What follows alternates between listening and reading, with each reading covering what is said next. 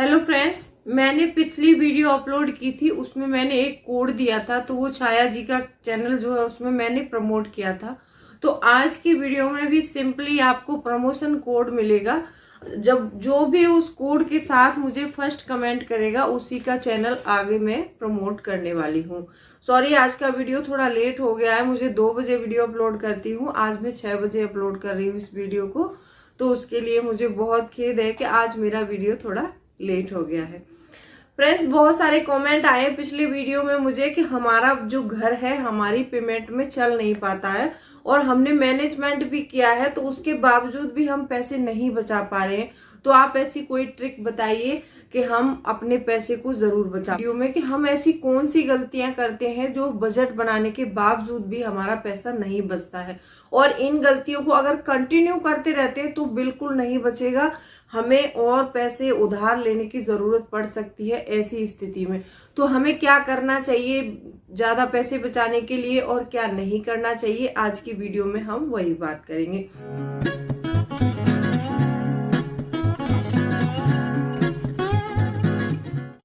Hello friends, welcome back to my channel. कैसे हैं आप लोग? आई होप आप बहुत अच्छे होंगे और सेहतमंद होंगे और आप लगातार मेरी वीडियो के साथ भी बने हुए होंगे। दोस्तों, आज की वीडियो में हम बात करने वाले हैं कि कम पैसे में अपने घर को कैसे चलाएं।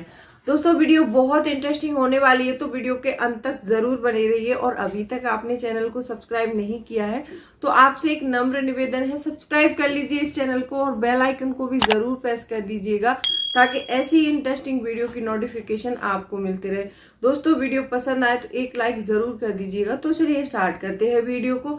दोस्तों, सबसे पहला पॉइंट यहाँ ये आता है कि हमने कहीं से सुना और हमने किसी की वीडियो देखी और हम थोड़े से मोटिवेट हो जाते हैं और तुरंत अपना बजट बना लेते हैं। लेकिन बजट बनाते समय हमें हर छोटी छोटी चीज का ध्यान रखना चाहिए। जब भी हम बजट बनाने बैठे तो हमें अपने हर एक छोटे बड़े खर्चे को शामिल करना होता है।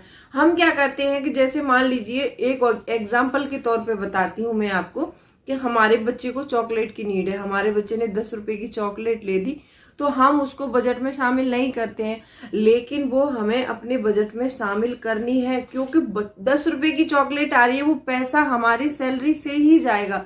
कहीं और से कोई इनकम नहीं है तो वहां से नहीं जाने वाला है, वो पैसा हमारी सैलरी से ही जाएगा। जब महीने में मान लीजिए ऐसे छोटे छोटे भी हम 50 खर्चे कर देंगे 10-10 रुपए के, तो उसमें भी हमारे बहुत पैसे खर्च हो जाते हैं। ये छोटा अमाउंट कब बड़ा रूप ले लेता है हमको पता ही नहीं चलता है। अगर आप भी ये गलती करते हैं तो इस गलती को जल्द से जल्द करना बंद कर दीजिए।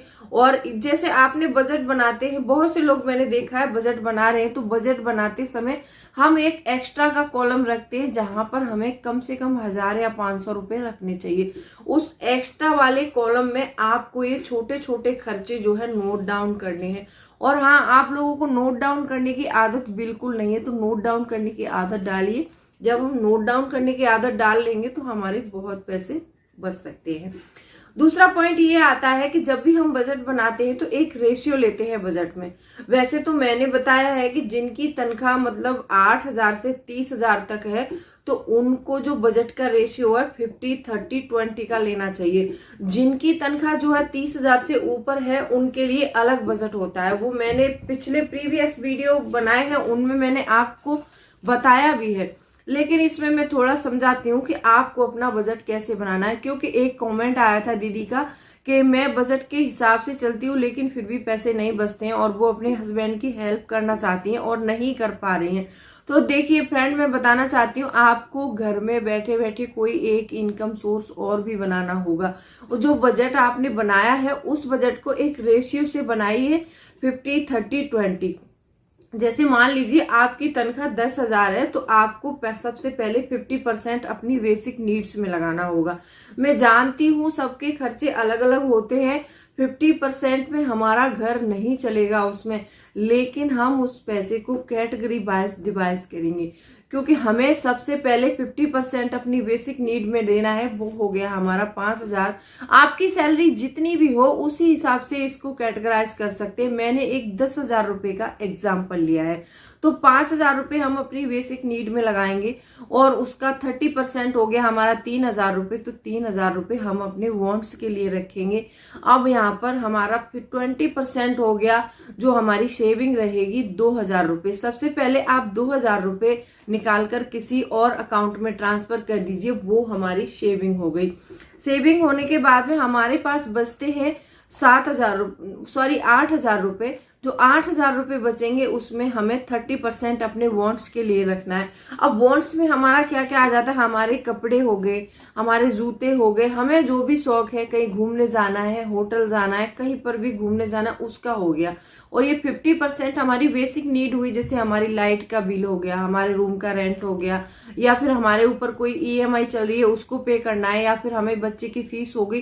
क्योंकि ये खर्चा हमारा फिक्स होता है, हमें करना ही पड़ेगा। अगर इसको नहीं करेंगे तो हमारा जो है घर नहीं चलेगा अच्छे से। तो हमें इसको अब इस खर्चे को हमने कर लिया 50%। अब जो 30% पैसा हमने वांट्स के लिए रखा है, तो वांट्स में ऐसा कोई चीज नहीं है जो हम हर महीने खरीदें, या फिर हर महीने कपड़े हम नहीं खरीदते, हर महीने घूमने हम नहीं जाते हैं। जो हम नहीं करते हैं वो 30% को आप क्या करेंगी कि 30% से मान लीजिए इधर आपका 50% में नहीं चल रहा है, तो यहाँ पर उस पैसे को आप 70% कर सकती हैं।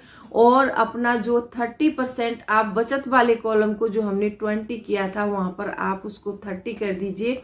तो आपका घर बखूबी चलेगा 10,000 में भी, और आप पैसे जरूर बचा सकती हैं। अगर मान लीजिए फैमिली थोड़ी सी बड़ी है और इतने में 70% में भी नहीं हो रहा है, तो आप बेसिक एक बजट बना लीजिए। सिर्फ आप उसमें 80 और 20 का ही फॉर्मूला रख सकती हैं, क्योंकि हमें परसेंटेज वाइज डिवाइड करेंगे इसको, तभी चलेगा हमारा घर। तो आप 80% अपने उसमें ले लीजिए, बेसिक नीड्स में ले लीजिए, आप 20% अपना सेव कर दीजिए। एटलीस्ट आप 20% नहीं तो कम से कम आप 1,000 रुपए तो सेव कर सकती हैं। 9,000 में आप अपने घर को चला लीजिए और 1,000 रुपए आप किसी RD में जमा कर दीजिए। तो ऐसे भी हम पैसे बचा सकते हैं। और वही RD हमारी जो हम 1,000 करके भरेंगे, तो 1 साल का अमाउंट हमारा 12,000 होता है। अगर हमने 3 साल की RD भर ली तो हमारा कितना अमाउंट हो जाएगा, लगभग हम 36,000 के अमाउंट तक पहुंच सकते हैं। हम अपने खर्चों में बचत कहाँ कर सकते हैं, और हम अपनी बिजली का बिल बचाकर भी बहुत सारी बचत कर सकते हैं। कम से कम मान लीजिए जिनका बिल 600-700 महीने में आता है, अगर वो बिल को 500 पर भी ले आती हैं, 500 रुपए भी आएगा तो भी 200 रुपए हमारे वहां से बच सकते हैं। अब जैसे मान लीजिए आप मंथ में 30 लीटर दूध खरीदती हैं, 1 लीटर डेली खरीद रही हैं। आप जैसे किसी दिन आधा केजी ले लिया, किसी दिन 1 केजी ले लिया, ऐसे भी बचत कर सकती हैं। जो हमारे रोजमर्रा के खर्चे हैं उनमें हमें थोड़ी थोड़ी बचत करके अपने घर को चलाना होगा, और ऐसे हमारा घर कम खर्चे में बखूबी चलता है।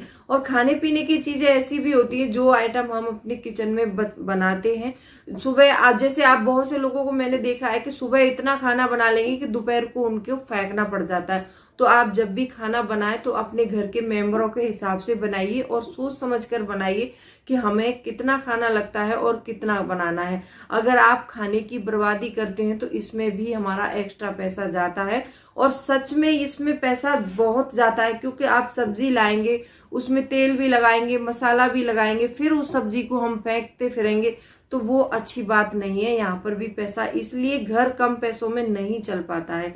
आपको मैंने पिछले वीडियो में भी बताया था कि हमें जो पुराना खाना होता है उसको रीयूज कर लेना चाहिए। खाने को रीयूज करने के लिए आप यूट्यूब पर बहुत सारे वीडियो देख सकती हैं। जब भी अगर आपके फ्रिज में दाल बच जाती है तो आप दाल का पराठा बना दीजिए, बच्चों को बहुत अच्छा लगता है और हेल्दी भी होता है। जो भी खाना है आप उसको रीयूज कर सकती हैं, तो रीयूज करना चाहिए। ऐसे भी हम अपने पैसे बचा सकते हैं।